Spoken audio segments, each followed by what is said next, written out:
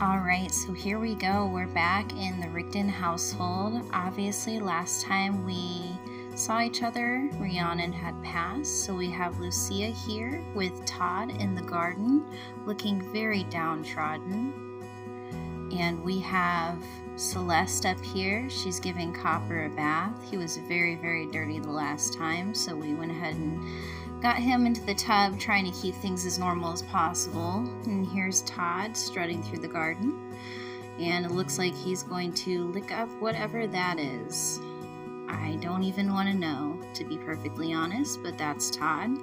Outside, inside, here we have Lucia, and she is crying. And now she's going downstairs, still looking very downtrodden, very sad, very downcast. We're having a hard 2 days trying to get over the death of Rhiannon. We're all in grief, but she's going to try to keep her mind off of it by playing with, a tablet for a little bit. And here she's looking a little bit maniacal with the tablet. And then we've got some suspicious activity here from the maid, Channa. I don't know if maybe she's trying to avoid Celeste. Her and Celeste have a little bit of a relationship going on. They're a little bit more than acquaintances, but she seems like she's kind of running away, trying to get away from everybody here. Maybe a little bit of avoidance, but I can understand just wanting to get your job done. She is finished for the day. We have the sisters talking. It's mostly just Lucia trying to reach out to Celeste, but Celeste always walks off, and Lucia once again is failing to establish a relationship with her older sister, which she could probably really use at this time because I know they're both really grieving Rhiannon. And here's Copper, looking a little bit sad himself. The animals have been kind of doing their own thing. I caught Celeste coming out to the obstacle course, which I found a bit odd, and here she starts yelling at Todd. I'm not sure what about, but that's not usually how I handle things with the pets, so we're going to go ahead and offer him a comforting hug, and then we're going to go ahead and give him a treat too. And I think what I'm going to do to keep Celeste's mind off of Rhiannon's death is I'm going to have her run the obstacle course with Todd, because Todd actually hasn't run the obstacle course nearly as much as Copper, but Copper decided to come over and observe as Todd runs the obstacle course. Again, obstacle courses aren't Todd's thing, so he was a little confused as to how to do some of the moves, but he didn't do too bad.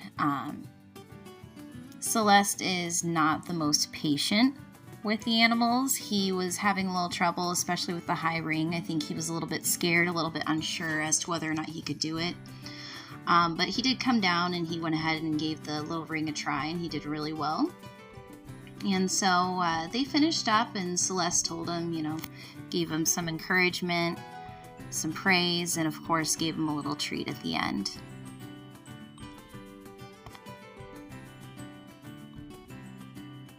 Lucia is trying to socialize by getting online, doing a little bit of the chat rooms that she likes to do, and Celeste is looking a little bit dejected and came into the small reading room, and it looks like she's just kind of studying the artwork at the moment. Lucia is now a young adult, which means that they can kind of do a lot more than they could before. Here they're having a fight. I'm not sure what caused this. I kind of walked in on it. It's a good thing it's a large house, because these two have really gotten along and definitely are not getting along since the passing of Rhiannon. Hopefully they won't have to move all together. Celeste is obviously still having a really hard time, and Todd's been here a little bit for comfort for her as well. So that's good.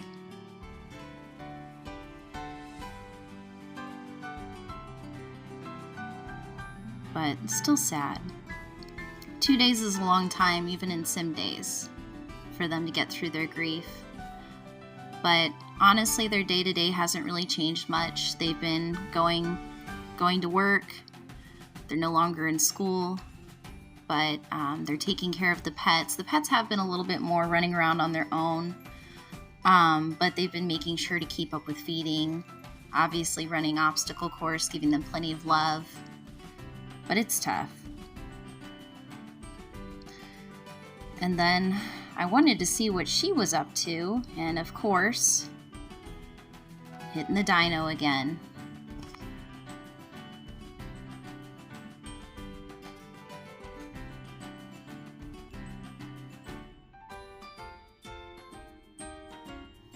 Meanwhile, Lucia is down here just chilling out with Copper. Starting to look a little bit more happy, back to normal. And I saw this out here, so I decided to have Celeste go ahead and dig it up. It was just some spare parts, which is fine. And then she decided to go over and open up this old delivery that I'm not sure when was left at the edge of our property. And I noticed this kid and heard some other kids yelling and screaming. And there's a whole playground right by the house that I never noticed before.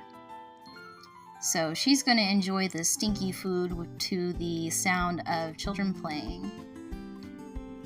And then she started to go this way to talk to someone over by the rocket ship at the edge of our property. And I've never talked to this person before, but Celeste has a hard time making friends. So I decided to go ahead and let her have at it. This gentleman seemed nice enough, so I decided to go ahead and have Celeste share a little bit, ask for some advice.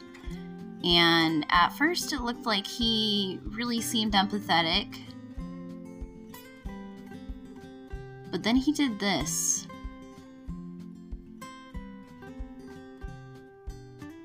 And as you can see, that really hurt Celeste.